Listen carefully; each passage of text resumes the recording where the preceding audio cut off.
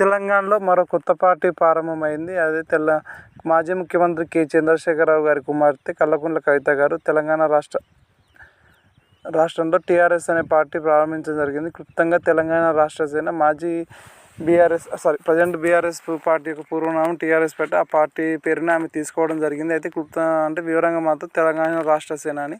అయితే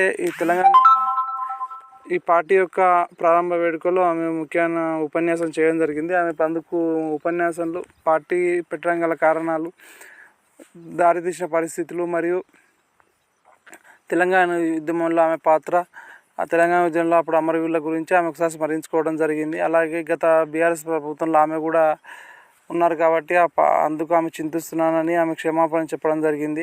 ముఖ్యంగా బీఆర్ఎస్ పార్టీపై ఆమె విమర్శనాస్త్రాలు ఎక్కువ పెట్టడం జరిగింది. ఎందుకంటే బీఆర్ఎస్ పార్టీ అధినేత చంద్రశేఖర గారి గురిగానే ఆమె కొన్ని విమర్శనాస్త్రాలు చేయడం జరిగింది. ఎందుకంటే పార్టీ అధికారం రాకముందుకున్న నాయకుడు వేరు, అధికారం వచ్చిన నాయకుడు వేరు, తర్వాత రూపంలోగా మారిపోయినట్టు ఆమె వివరంగా చెప్పడం జరిగింది. అలాగే వాళ్ళ అన్నయ్య అయిన కల్వకుంట్ల తారక రామారావు గురించి కూడా ఆమె చెప్పడం జరిగింది. అయితే తను ఒక తెలివిలేని నాయకుడిలాగా అన్నట్టు ఆమె సంబోధించడం, తనకు ఏమీ తెలియదని అన్నట్టు ఆమె సంబోధించడం జరిగింది. అయితే దీనిపై బీఆర్ఎస్ పార్టీ ఎటువంటి విమర్శనాస్త్రాలు చేయకూడదని ముందుగానే స్పందించకూడదని బీఆర్ఎస్ పార్టీ ఇంటర్నల్గా వాళ్ళ నాయకులకు మెసేజ్ చేసినట్టు తెలుస్తుంది. అయితే ట్విట్టర్లో మాత్రం ఒక పోస్ట్ మాత్రం వచ్చింది ఆ పార్టీ నాయకుల నుంచి. అంటే డూప్లికేట్ ఒరిజినల్కి ఉన్న డిఫరెన్స్ అన్నట్టు ఒక పిక్చర్ చూపించడం జరిగింది. Duplicate Bisleri water bottle, duplicate Colgate, అలా ఒక పిక్చర్ చూపించడం జరిగింది.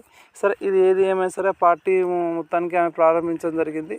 అయితే పార్టీ ప్రారంభించినప్పుడు కొన్ని వాళ్ళ లక్ష్యాలను కూడా ఆమె చెప్పడం జరిగింది. అందులో లక్ష్యాల్లో ముఖ్యంగా 5 అంశాలను ఆమె ముఖ్యంగా తీసుకోవడం జరిగింది. ఉచిత విద్య, ఉచిత వైద్యం, అందరికీ ఉద్యోగ అవకాశాలు మరియు ఉద్యమంలో పాల్గొన్న వారికి మంచి ఉద్యోగ అవకాశాలు మరియు పారిశ్రామికంగా ఎదిగే వారికి కూడా ఆర్థిక సాయం, బ్యాంక్ గ్యారెంటీలు, అట్లా ఒక 5 అంశాలు ఆమె ప్రధానంగా తీసుకోవడం జరిగింది. ముఖ్యంగా ఆమె తనకు తాను అమ్మగా సంబోధించుకున్నారు. ఎందుకంటే అమ్మగా ఫీల్ అవుతున్నా నేను రాష్ట్రాన్ని పరిపాలించగలుగుతా, ఎటువంటి పక్షపాత ధోరణి, తల్లి తనకి పిల్లలు ఎటువంటి పక్షపాత ధోరణి తీసుకుని ఎలా చూసుకుంటానని ఆమె వాగ్దానం చేయడం జరిగింది. అయితే ఇదే సభలో వారి కార్యకర్తలు సీఎం అని సంబోధిస్తున్నారు. తనకు తను నవ్వి ఊరుకున్నారు. అయితే రాబో కాలంలో ఈ పార్టీ ఎలా పనిచేస్తుందో పార్టీ ముందరికి వెళ్తే తెలుస్తుంది. బీజేపీపై మరి కాంగ్రెస్పై కూడా ఆమె విమర్శనాస్త్రాలు ఎక్కువ పెట్టడం జరిగింది. అయితే ఏదేమైనా సరే గత కొంతకాలంగా కవిత గారు పార్టీ ఎప్పుడు పెడుతున్నారు అనుకున్న టైంలోనే ఏ పేరు సూచిస్తుందని అనుకున్న చాలా ప్రజలు తెలంగాణ ప్రజా ఫ్రంట్, తెలంగాణ ప్రజాశక్తి మరియు తెలంగాణ జాగృతి అనే పేర్లు మొదట వచ్చినా కూడా ఎవరు ఊహించని పేరు టీఆర్ఎస్ అనే పేరు మాత్రమే వాడుకలోకి వచ్చింది. కాబట్టి తెలంగాణలో మరొక పార్టీ మరి పార్టీ ఉద్యమ కాలానికి వెళ్తుందా, ప్రజెంటు వాతావరణం తగ్గట్టు మారి ప్రయత్నిస్తా చూడాలి. అయితే ఈ కొత్త పార్టీ ఏ పార్టీపై ప్రభావం చూస్తా ఇప్పుడే చెప్పలేము.